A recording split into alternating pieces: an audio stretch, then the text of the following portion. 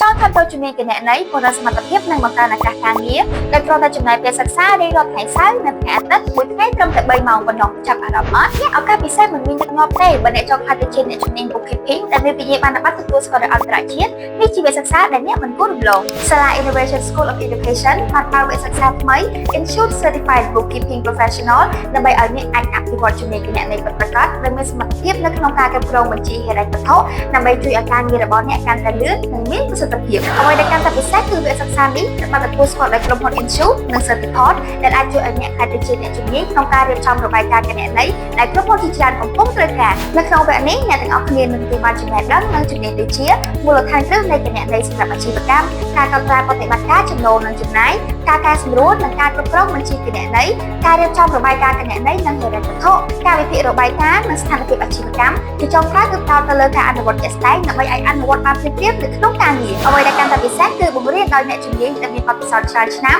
ហើយលោកអ្នកក៏អាចប្រឡងយកវិញ្ញាបនបត្រអន្តរជាតិបន្ទាប់ពីរៀនចប់ទៀតផង